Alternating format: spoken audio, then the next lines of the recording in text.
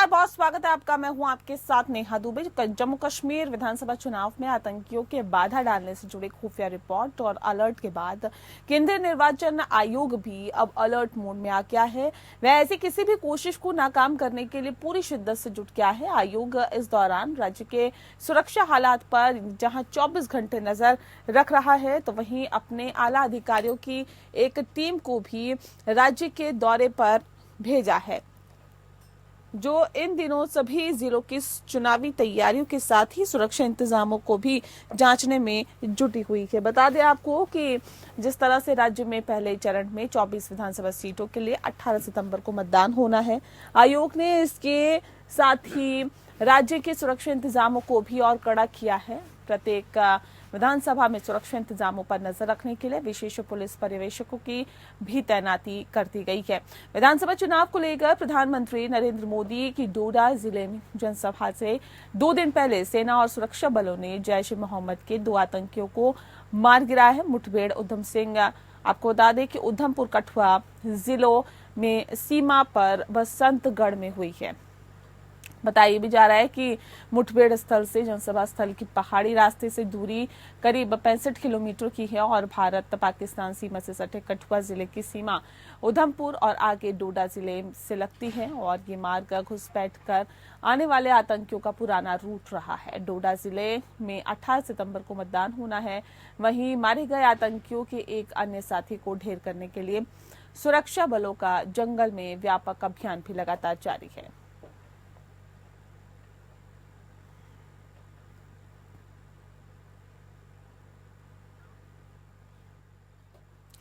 तो जम्मू कश्मीर विधानसभा चुनाव में आतंकियों की बाधा डालने से जुड़ी खुफिया रिपोर्ट सामने आई है। अलर्ट के बाद केंद्रीय निर्वाचन आयोग भी आपको बता दें कि अलर्ट मोड पर आ गया है। वह ऐसी किसी भी कोशिश को नाकाम करने के लिए पूरी शिद्दत से जुटा हुआ है। आयोग इस दौरान राज्य के सुरक्षा हालात पर जहां 24 घंटे नजर रख रहा है, तो वहीं बताया ये भी जा रहा है कि अधिकारियों की एक टीम को भी राज्य के दौरे पर भेजा गया है, जो इन दिनों सभी जिलों की चुनावी तैयारियों के साथ सुरक्षा इंतजामों को जांचने में जुटी है। विधानसभा सीटों के लिए 18 सितंबर को मतदान होना है। आयोग ने इसके साथ ही राज्य के सुरक्षा इंतजामों को भी और कड़ा कर दिया है।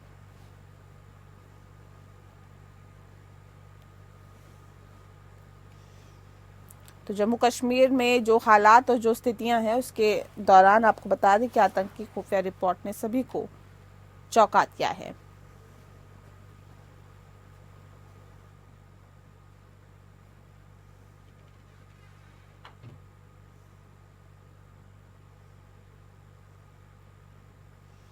जो रिपोर्ट आई है सामने, उसने सभी को चौंका दिया है। बता दें कि विधानसभा चुनाव को लेकर प्रधानमंत्री नरेंद्र मोदी की डोडा जिले में जनसभा से 2 दिन पहले सेना और सुरक्षा बलों ने जैश ए मोहम्मद के 2 आतंकियों को मार गिराया। जम्मू कश्मीर में 18 सितंबर को विधानसभा चुनाव होने वाले हैं। पहले चरण का मतदान होगा। उससे पहले चुनाव में आतंकियों की बाधा डालने से जुड़ी हुई खुफिया रिपोर्ट सामने आई है। रिपोर्ट के बाद चुनाव आयोग भी अलर्ट मोड पर है। चुनाव आयोग सुरक्षा हालातों पर नजर बनाए हुए हैं। चुनाव की तैयारियों के लिए सुरक्षा के इंतजाम किए गए। जम्मू कश्मीर विधानसभा चुनाव में बाधा डालने की कोशिश हो रही है। खुफिया इनपुट के बाद निर्वाचन आयोग ने सुरक्षा इंतजामों की जांच शुरू कर दी है। इंतजाम इसके लिए उसकी पड़ताल की जा रही है। सभी जिलों में सुरक्षा के होंगे विशेष प्रबंधक। आयोग ने टीमों का यहाँ पर आयोग की टीम जो है वो डेरा डाल रही है। 18 सितंबर को पहले चरण का मतदान होगा, लेकिन उससे पहले तमाम तैयारियां पूरी की जा रही हैं। आयोग ने सुरक्षा इंतजामों को जांचने के लिए प्रक्रिया चुनाव में बाधा डालने को लेकर लगातार मिल रहे खुफिया अलर्ट के बाद शुरू की है। इस दौरान प्रत्येक विधानसभा के प्रत्याशी के साथ सभी राजनीतिक दलों के पदाधिकारी की सुरक्षा का जिम्मा लिया है और सुरक्षा इंतजामों के लिहाज से एक मानक प्रक्रिया निर्धारित की गई है। इसके तहत प्रत्याशियों या राजनीतिक दलों के शीर्ष पदाधिकारियों को किसी क्षेत्र में प्रचार के लिए जाने से पहले स्थानीय प्रशासन को जानकारी देनी होगी।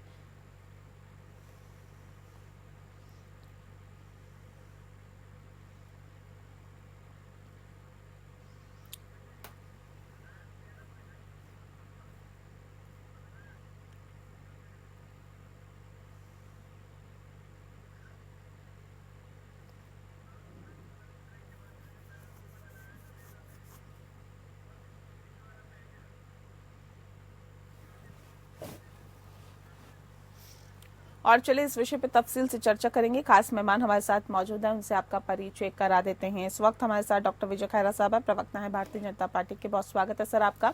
हमारे साथ इस वक्त राकेश सिंह यादव जी जुड़ गए हैं, प्रवक्ता है कांग्रेस पार्टी के। आपका स्वागत है। और मोहम्मद अनायत जी हमारे साथ जुड़ गए हैं, नेता है पीटीपी के। आपका भी बहुत बहुत स्वागत है।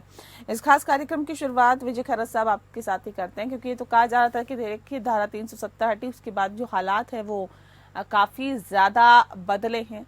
अब तो जो ये खुफिया रिपोर्ट सामने आ रही है तो सभी को चौंका रही है कि जो चुनाव है उससे पहले काफी बड़ी साजिश रची जा रही है। कैसे निपटा जाएगा इससे? पहली बात तो यहाँ बिल्कुल सहमत नहीं हो सकते हैं कि उसके बाद वहाँ शांति स्थापित नहीं हुई। ये गलत कहना है। शांति स्थापित हुई है बहुत कम। जब रोजाना पत्थरबाजियां और लोगों का मरना था वो काफी बंद हो गया है। वहाँ के लोगों की टूरिज्म की और व्यवसाय की व्यवस्थाएं बहुत बढ़ गई हैं। टूरिस्ट की संख्या कई गुना बढ़ गई है, जो 15-20 साल से बिल्कुल बंद ही हो गई थी करीब करीब। तो ये सब बातें छोड़ दीजिए। दूसरी बात, जब चुनाव में पहले 2-4-5% वोट गिरते थे, पिछले लोकसभा चुनाव में हैवी वोटिंग हुई है कश्मीर के हिसाब से, जो पुराना अगर इतिहास देखें तो अगर जब इतनी चीजें सुधर गई, जहाँ लोगों को वोट डालने नहीं देने देते थे, यहाँ तक कि कुछ पंचायत चुनाव में सर वोटिंग हुई है ना? यहाँ पंचायत चुनाव में वोटिंग हुई थी ना? पंचायत लोकसभा में लोकसभा में मैं तो ये कह रहा हूँ आपसे कि इसके अलावा जो लोग चुनाव का बॉयकॉट करते थे, वोट डालने लोगों को नहीं जाने देते थे, मोहल्ले में रोक लेते थे, गोली मारते थे, उन्होंने तक वोट डाले हैं। उन्होंने भी इंटरेस्ट दिखाया है वोट में। इससे बड़ा और प्रजातंत्र का स्थापित करने का दूसरा उदाहरण और क्या हो सकता है? सबके सामने है। जो प्रमाणित है। बोलने वालों को इनको क्या, अजी वहाँ विकास नहीं हुआ, अजी वहाँ परेशान है। इन लोगों ने 70 साल में ट्राइबल्स के अधिकारों को, उनको अपने अधिकारों से वंचित रखा, जो हमने आके दिए, ट्राइबल्स के अधिकार दिए। दूसरी बात, रिजर्वेशन सीट वगैरह तो बात की बात है। दूसरी बात, वो लोग जो भारतवर्ष में रहते थे और डिवीजन के बाद वहाँ रह गए, कश्मीर में पीओके से आ गए या पाकिस्तान के हिस्से में थे, वो भारतीय जब यहाँ रह गए, उनको नागरिकता नहीं दी 60 साल, वो हमने दी है। इतना अन्याय इन्होंने किया है। कश्मीरी पंडित को भगा दिया है, इनके शासन में सारा सत्यानाश करके रख दिया है। उस कश्मीर को 30 से 70 लगा के भारत का झंडा नहीं लगने दिया, संविधान नहीं होने दिया। हमने भारत को भी एक किया, कश्मीर का विकास भी किया, और मोदी जी के नेतृत्व में ऐसा विकास हुआ जो हमेशा कभी कल्पना से परे था। ठीक है मोहम्मद अनायत जी, ये तो कह रहे इतना विकास हो गया, इतना विकास हो गया जो कल्पना भी नहीं की जा सकती थी। अनायत जी, आवाज आ रही है आपको? सर सुन पा रहे हैं आप हमें? चलिए, लगता है आवाज वहां तक नहीं पहुंच पा रही है। लेकिन सर इतना ही विकास अगर हुआ है खैरा साहब, तो ये हालात क्यों देखने पड़ रहे हैं? अभी भी देखिए आतंकी घटनाएं लगातार हो रही है, रुकने का नाम नहीं ले रही है। बल्कि ये बताया जा रहा है खुफिया रिपोर्ट में कि जो चुनाव होंगे उनको भी कहीं ना कहीं डिस्टर्ब करने की कोशिश की जा रही है। ऐसे में अगर इस तरह के हालात रहे तो ये दावा करना कि देखिए हालात बदल गए, ये कितना सही होगा? नहीं, हालात तो बदल ही गए हैं, उसमें क्या है। कोई भी अभी दूर जा सकता है, आप भी सेफ हैं, आप भी जा सकते हैं, हम भी जा सकते हैं। तो हालात तो बदल क्या गए, बहुत बदल गए, बहुत बदल गए, कल्पना से परे बदल ही गए। लेकिन दूसरी बात, 2 जवान फिर से शहीद हो गए सर, और इससे पहले भी शहीद होने का सिलसिला लगातार चल रहा है सर। हेलो, आतंकवादी घटनाओं की बात आपने छुड़ी है। क्या आप बताएंगे बेस्ट से बेस्ट सिक्योरिटी के अंदर फ्रांस में क्या हुआ? आखिर इस्लामिक फोबिया वाले लोगों ने करा ना फ्रांस को हालत खराब। इंग्लैंड में करी ना। चाइना में क्या हुआ? चाइना ने जिस तरह हैंडल किया, उनकी मस्जिदें ही बंद कर दी, उनको बोलना ही बंद कर दिया, उनकी नमाजें बंद कर दी। हम तो प्रजातंत्र हैं, हम तो ऐसा नहीं कर सकते, कभी ना ऐसा सोच सकते हैं। उन लोगों के लिए हम तो सुधारने का प्रयास करते हैं कि आतंकवादी अपनी रास्ता छोड़कर राष्ट्रवाद में शामिल हो जाए। ठीक है मोहम्मद अनायत जी, देखिए तो कह रहे इतना विकास कर दिया, हम तो लगातार कोशिशें कर रहे हैं कि हालात और बेहतर हो, और जो कोशिशें हम लोगों ने पहले की उसके वो कामयाब भी हुई है। क्या आपको लगता है कि वाकई कश्मीर के हालात बदले हैं धारा 370 को हटाने के बाद, और जो प्रधानमंत्री नरेंद्र मोदी है उन्होंने इतना बेहतर काम किया है कश्मीर के लिए, जिससे कि वहाँ के जो हालात हैं वहाँ बहुत हद तक बदल चुके हैं? नहीं, इनका इनसे मैं सिर्फ इतना सवाल पूछना चाहूंगा कि वो जो बोल रहे हैं कि हालात इतने बदल गए हैं, शायद इनको मुझे याद दिलाना पड़ेगा या शायद उनको पता नहीं है कि अभी जम्मू कश्मीर में 3 जगह एनकाउंटर्स चल रहे हैं। और शायद आप पूरी नेशनल न्यूज चैनल्स पे ये सारी खबर आई है कि वहाँ पे जो एनकाउंटर हो गया उसमें हमारे 2 जवान जो हो गए उन्होंने भी अपनी जान दे दी। तो अगर यही इनका है कि 370 के बाद उन्होंने यही अमन कायम किया हुआ है, और ये सिर्फ पिछले 24 घंटों की बात नहीं है, पिछले 3 महीनों का रिकॉर्ड उठा के देखिए कि कितने एनकाउंटर्स हो चुके हैं और कितनी हमारे जो फौजी जवानों हैं उन्होंने अपनी शहादत दी हुई है। और जहां तक इनकी जो डेवलपमेंट्स की बात है, किस डेवलपमेंट की बात कर रहे हैं? यहाँ तो हर आधे घंटे के बाद तो बिजली चली जाती है, हर 3 दिन के बाद तो किसी न किसी जगह पे तो ये प्रोटेस्ट होते हैं, किसी जगह आपको पानी नहीं है, पीने का पानी नहीं है, उसके बाद आपको खेतों के लिए पानी नहीं है। किस डेवलपमेंट की बात कर रहे हैं? और जो उन्होंने डेवलपमेंट की है उसका जवाब उनको पहले ही मिल गया पार्लियामेंट्री इलेक्शंस में। और जो कोई बच्ची तो सरकार तो आपकी भी रही है ना सर, ये हालात सिर्फ अभी हुए हैं क्या? ये हालात सिर्फ अभी हुए हैं तो सरकार तो आपकी भी रही है, आपने क्या किया? ये भी तो सवाल पूछेगी ना जनता। नहीं, आप इनको देखिए, पार्लियामेंट में तो हमारे गृह मंत्री साहब, प्रधानमंत्री साहब पिछले 70 साल की बात कर रहे हैं। वो बोल रहे हैं कि नेहरू जी ने क्या किया, तो जब ये पिछले 70 साल की बात कर सकते हैं तो ये पिछले 10 साल में उन्होंने क्या कर दिया? पिछले 10 साल से इनकी जो यहाँ हुकूमत थी, जो इतना डेवलपमेंट बोल रहे हैं कर रहे हैं, तो ये पहले ये बताएं कि पिछले 10 साल में हुआ क्या? लेकिन उसके पहले की भी तो बात करेगी जनता की, पीडीपी की सरकार थी तो पीडीपी ने क्या किया? अगर अभी भी ये हालात है, उससे पहले तो हालात बता रहे हैं और खराब थे। मोहम्मद अनायत जी, कोई खराब नहीं थे हालात जो थे। हाँ, मिलिटेंसी डेफिनेटली कम हो गई है, खत्म तो नहीं हुई है, कम हुई है। और वहाँ पे हाँ पत्थरबाजी कम हुई है, नो डाउट अबाउट इट। लेकिन अगर आपने देखा होगा कि पिछले पार्लियामेंट इलेक्शन में जो अभी शेख रशीद को छोड़ा हुआ है, इंजीनियर को, वो देखिए कि उनको कितने वोट्स मिले और किस चीज पे वोट्स मिले उनको। It is a resentment against the policies of the BJP government, nothing else. जी, क्या करना चाहिए आपको? अब बताइए ना, सरकार को क्या करना चाहिए इस हालात को सुधारने के लिए? जी, इस हालात को सुधारने के लिए आपको लगता है कि कश्मीर में सुधार की जरूरत है? क्या करना चाहिए? एक चीज जो मैंने हमेशा बताई है, जो यहाँ पे हम मिलिटेंसी रिलेटेड इंसिडेंट्स देखते हैं, ये तो एक मैनिफेस्टेशन है एक लार्जर कॉज का। जब तक उस लार्जर कॉज इश्यू को एड्रेस नहीं कर दिया जाएगा, ये सारी प्रॉब्लम्स आती रहेंगी। और सबसे बड़ी प्रॉब्लम तो बीजेपी गवर्नमेंट ने यहाँ पे खुद ही खड़ी कर दी। हमारी एक अच्छी खासी स्टेट थी, अच्छी खासी रियासत थी हमारी, और इस रियासत को उन्होंने यूनियन टेरिटरी में तब्दील कर दिया। यही नहीं कि हमारी रियासत को 2 हिस्सों में बांट दिया। कितने, ये तो एक जम्मू कश्मीर एक छोटा नमूना था पूरे भारत का। Concept of India, idea of India तो पूरा आपको कश्मीर, जम्मू कश्मीर में देखने को मिल रहा था। और आपने देखे कि इस बीजेपी की सरकार ने इस जम्मू कश्मीर का किया क्या? और तब भी ये बोल रहे हैं कि डेवलपमेंट किया। यही डेवलपमेंट किया। पिछले 2 साल में तो 7 महीने तो हमारा नेशनल हाईवे बंद रहा। तो इनसे ये सवाल पूछें आप। ठीक है, हमें जवाब देने दीजिए ना। ठीक है, जल्दी से खैरा साहब जल्दी से जवाब दीजिए, फिर मैं कांग्रेस के नेता का भी रुख करूंगी। इनके 3 बातें थी। ये कह रहे थे रियासत, ठीक है, वो रियासत हमने बदल देंगे, बदलना चाहिए थी तुम्हें। रियासत रहती वहाँ और भारत का संविधान लागू नहीं था, भारत का झंडा वहाँ लगता नहीं था। शर्म नहीं आती आपको बोलने में ये बात?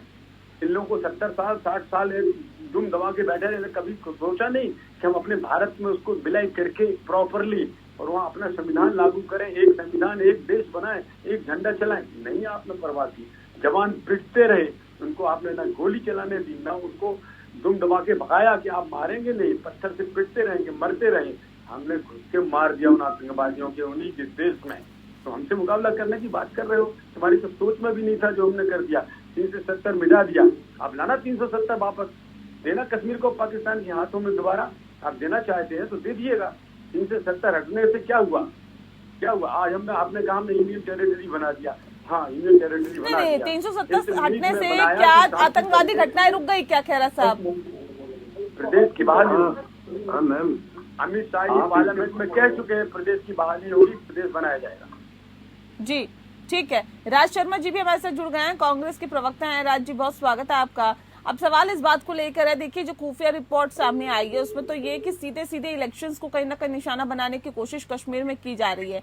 ऐसे में कांग्रेस पार्टी से किस तरह से देखती है, और क्या वाकई आपको भी लगता है कि धारा 370 हटने के बाद जो हालात है उसमें परिवर्तन देखने के लिए मिला है? देखिए, मैं सबसे पहले एक बात बता दूं, भारतीय जनता पार्टी, इसका नाम भारतीय जनता पार्टी नहीं, बेटी जलाओ पार्टी। श्रीनगर, ये जो अभी खेड़ा साहब जो भी थे भारतीय जनता पार्टी के नेता या प्रवक्ता, शायद मुझे नहीं पता ये कहाँ के हैं। मैं 90 से, मैं जम्मू कश्मीर में रहा हूँ, मैंने 90 से जम्मू कश्मीर को देखा। जितना कभी 2014 से पहले हमारे ऑफिसर नहीं मारे जाते थे, अब ऑफिसर तक मारे जा रहे हैं। हमारे जवानों की, अभी देख लीजिए आप, प्रधानमंत्री जी पहुंचे हैं और वहां कुछ घंटे पहले है, अभी हमारे 2 सुरक्षा बल के और 2 सेना के जवान घायल हो गए और 2 सुरक्षा बल के जवान हमारे मारे गए हैं। और एक ये बात बार बार कहते हैं कि 370 हटने के बाद, अभी आपने भी एक बात कही, क्या 370 के बाद क्या आतंकवाद कम हो गया? और 370 हटने के बाद मुझे ये बताएं, भारतीय जनता पार्टी के नेता कितने ब्राह्मण परिवार वहां पे शिफ्ट हुए? कोई नहीं हुआ। आप गलत फहमी फैलाते हो। 19 जब वहां से पलायन कर रहे थे कश्मीरी ब्राह्मण, तो इन्हें ये बताना चाहिए कि वहां सरकार किसकी थी। और एक और बात नेहा जी कहना चाहता हूँ, इससे ज्यादा भारतीय जनता पार्टी के लिए शर्म की बात नहीं होगी कि जब वहां से ब्राह्मण भगाए जा रहे थे तो इन्होंने वीपी सिंह सरकार, जिसको ये समर्थन दे रहे थे, और भारतीय जनता पार्टी का नेता जगमोहन साहब वहां गवर्नर थे, इन लोगों ने समर्थन वापिस नहीं लिया था। समर्थन वापिस कब लिया था? जब अडवाणी यात्रा निकाल रहे थे, अडवाणी जी, और जब लालू जी ने उन्हें बिहार में अरेस्ट कर लिया था। अपने नेता के कारण इन्होंने देश की सरकार को गिरा दिया था। इसलिए नहीं गिराया था कि वहां कश्मीरी पंडित भगाए जा रहे हैं, तो इन्हें तो पहले पंडितों से माफी मांगनी चाहिए जो आज जाते हैं। और एक और बात बता दूं मैं आपको, मुझे कहने पे भी गुरेज नहीं है, भारतीय जनता पार्टी एक ऐसी पार्टी है जो अपने फायदों के लिए किसी भी जवान को मरा सकती है, किसी भी नागरिक को मरा सकती है। आज क्या ये जो भारतीय जनता पार्टी के नेता आपके उसमें बैठे हैं, क्या ये बता सकते हैं जब पुलवामा हुआ था तो पुलवामा हुआ था या कराया गया था, या और किसने कराया था या होने दिया था? इनके पास जवाब है। आज ये बात करते हैं 370, मैं इनको 370 के बारे में भी बताना चाहता हूँ। 370 की कई धाराएं तो पहले ही खत्म हो गई थी। आप किसी को क्यों गलत बताते हैं? ये तो आप जैसा मीडिया कुछ जिंदा है जो सच बात को भारतीय नागरिकों को पहुंचाता है। और ये कभी इन्होंने नागरिक समझा? आप इनसे पूछिए ये देश के लोगों को क्या समझ। तफसील से डिबेट लगातार जारी रखेंगे। खैर साहब, जल्दी से आपसे मैं पूछूंगी। इस वक्त हमारे साथ एक और खास मेहमान जुड़ गए हैं, वेदभूषण जी जुड़ गए हैं हमारे साथ, पूर्व एसीपी है दिल्ली के। बहुत स्वागत है सर आपका। मैं वेदभूषण जी आपका रुख करूं, उससे पहले खैरा साहब जल्दी से जवाब दे दीजिए। मुझे नहीं मालूम कौन जनाब बोल रहे थे जो 90 से राज शर्मा जी 90 से कह रहे हम जेके में रहते थे तो आप देख नहीं पाए, आपकी नजरों में नहीं आया क्या रेप हो रहे थे, कैसे लोग मर रहे थे, कैसे ब्राह्मणों को सता के जलाया जा रहा था। तो आप सो रहे थे उस समय, 90 से अगर रहते तो आपने देखा हुआ। दूसरी बात, अब जो आतंकवाद है, मैं भी वही बात कह रहा हूँ, समझने और समझाने में क्यों फर्क रखते हैं। मैं एक बार कह रहा हूँ, 90 के दौरान में, जब 90-91 में 89 से शुरू हुआ था, दुनिया आपको कुछ नहीं पता है। जब वहाँ से पंडित लोग भगाए जा रहे थे तो आपने सरकार से समर्थन वापिस क्यों नहीं लिया था? मेरा आपसे एक सवाल है, भारत के लोगों को ये पता हो जो आप गलत फहमी पे करता है। जब कभी भी सांप मरता है तो मरने से पहले उसको कहते हैं मेड़ फड़ता है, तेरा बेड़ा मरने से पहले, ये वो हिस्सा है। और आपने दूसरा बोला ब्राह्मण को बचाने का, तो जिस तरह से आपने निकाला था आपके राज में 1990 से लेकर 15 साल तक एक ब्राह्मण वहां से छोड़ के चला गया। एक बात फिर जानना चाहता हूँ, 1990 में केंद्र में सरकार किसकी थी? अरे 90-91 में सरकार किसकी थी? आप मुझे ये क्यों नहीं बताना चाहते हैं? मैं आपसे एक बात जानना चाहता हूँ कि 90-91 में सरकार किसकी थी? झूठ बोलोगे तो नरक में जाओगे आप। मैं दावे के संग कहता हूँ, झूठ बोलोगे नरक में जाओगे आप। आप ये बताइए 90-91 में सरकार किसकी थी? नहीं होता, ऐसे नहीं होता। 90-91 में केंद्र में सरकार की स्थिति। अरे आप वहाँ आपका हिस्सा थे उन चीजों का, आप जो जुल्म के हिस्सा थे क्या? अरे आपने समर्थन दिया था नहीं दिया था? जगमोहन आदमी पार्टी के गवर्नर थे नहीं थे? फिर वही द्वारा लाना चाहते हैं। प्लीज ऐसे नहीं, एक करके राज शर्मा जी, मैं आ रही हूँ ना, एक सेकंड रुक जाइए, अब आपकी बारी नहीं है ना। जन्म नहीं ला पाएंगे। हमने तो चैलेंज किया था उस जमाने में, कांग्रेस ने भी और अब्दुल्ला साहब ने भी, कि खून की नदियां बह जाएंगी। तो खून की नदियां तो नहीं बहा पाए, वो थोड़ा बहुत खून बहाने में जरूर सफल हो रहे हैं, वो अलग बात है। लेकिन नदियां तो बहाने वाले, अब 2-4 खून तो बहाएंगे ना। उसके पीछे चारे चुनाव शांति से होने न पाए, आतंकवाद को पनपाने के लिए सहारा दे रहे हैं। आज राहुल गांधी की क्या भाषा थी अमेरिका में, क्या भाषा थी, अब जरा देखिए। ठीक है, नहीं उस पर नहीं जाएंगे, मैं आती हूँ। वेदभूषण जी, सवाल इस बात को लेकर है सर, ये कहाँ लूप होल्स आप समझते हैं? कश्मीर में लगातार आतंकी वारदातें रुकने का नाम नहीं ले रही, कहाँ आपको लगता है? देखिए, धारा 370 को निरस्त किया गया, तमाम कोशिशें सरकार की तरफ से की जा रही है, इससे पहले भी की गई, लेकिन अभी तक वो कोशिशें क्या पूर्ण रूप से कामयाब हुई कि अगर हाँ तो फिर इस तरह की वारदातें क्यों?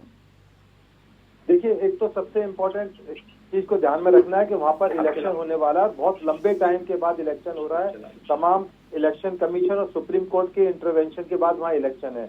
तो बहुत सारे ग्रुप्स ऐसे हैं या गद्दार ग्रुप ऐसे हैं जो नहीं चाहते कि J&K में अमन शांति रहे, परंतु ये जरूर है कि 370 हटने के बाद जो पत्थरबाजी की घटनाएं होती थी, नो डाउट के वहाँ आर्मी कैंप के ऊपर अटैक हो रहे हैं, आर्मी वर्ग के हमारे जवान शहीद हो रहे हैं, इससे पहले भी सैकड़ों जवान शहीद हो चुके हैं। मैं किसी पार्टी विशेष पर टिप्पणी नहीं करना चाहता, पर इस देश के बहुत बड़े गृह मंत्री, बहुत लंबे टाइम तक रहे, CM रहे महाराष्ट्र के, शिंदे साहब, नाम भी ले देता हूं, उन्होंने एक बयान दिया था जिसमें थोड़ा सा ऑप्शनिटी भी है कि मेरी फटती थी वहां जाने में। आज वो स्थिति नहीं है, कम से कम J&K में तिरंगा जाकर आप लाल चौक पर तिरंगा फहरा सकते हैं, आराम से घूम सकते हैं। मैं उस टाइम पर J&K में गया था जब पीक पर था, वहां पर आप अपने होटल से या जो सरकारी जो जगह आपको प्रोवाइड की जाती थी उससे बाहर नहीं निकल सकते थे। थानों के अंदर नेहा हालत ये थी कि थाने के दरवाजे बंद होते थे, एक छोटी सी खिड़की से आप बात कर सकते थे, कम से कम उस स्थिति में नहीं है। इसमें कोई शक नहीं कि अटैक हो रहे हैं, क्योंकि बहुत सारे ग्रुप्स ऐसे हैं, पाकिस्तान से इन्फिल्ट्रेशन हो रही है, वो चाहते हैं कि इन इलेक्शन में कोई ऐसा मैसेज दें कि जिससे कि उनके अपने जो मंतव्य है, उनके जो अपने गंतव्य है या जो उनका संदेश है वो पहुंचा सके, और वो केवल डिसरप्शन और उग्रवाद की तरफ एक इशारा करते हैं। हालांकि सरकार ने भरपूर वहां कोशिश की है कि आज जो इंसिडेंट हुए हैं पिछले लगभग एक हफ्ते के अंदर, जरूर सरकार इसके बारे में आर्मी डिप्लॉयमेंट बढ़ा रही है, वहां पर तमाम तरह के कदम वहां पर लिए जा रहे हैं। परंतु जिस तरह से महबूबा मुफ्ती तिरंगे झंडे के बारे में अपमानजनक बात बोलती थी, देश के बारे में बात बोलती थी, बहुत सारे वहाँ ऐसे लीडर्स हैं जो अलगाववाद की तरफ इशारा करते हैं। अभी जो मोहम्मद राशिद, जिनको अभी आजाद किया गया है, वो खुद अपनी इस तरह की उनकी भाषा रही है कि सोचने मजबूर करती है कि क्या इस तरह के हालात में वहाँ इलेक्शन हो पाएंगे, और किस तरह से लोग कोशिश कर रहे हैं कि वहाँ नॉर्मलसी बहाल हो। तो लोग चाहते हैं कि वहाँ नॉर्मलसी बहाल हो, परंतु एक दूसरा बहुत बड़ा धड़ा ऐसा है जो अभी भी चाहता है कि वहाँ पहले की स्थिति बरकरार रहे, वहाँ पर लॉ एंड ऑर्डर खराब रहे, वहाँ पर पथराव होते रहे।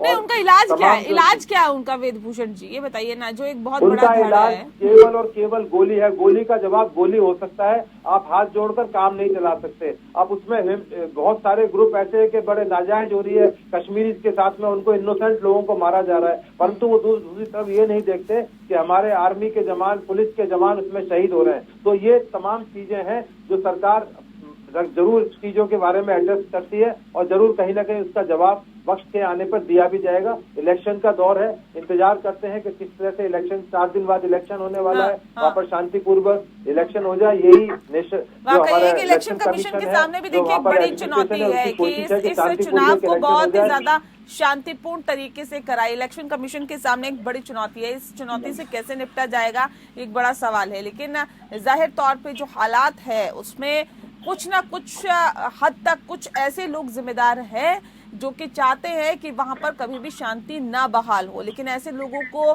कहीं ना कहीं कैटेगराइज करके उन पर एक्शन लेने की जरूरत है। क्या उसमें सरकार नाकाम हो रही है, प्रशासन नाकाम हो रहा है, पुलिस नाकाम हो रही है?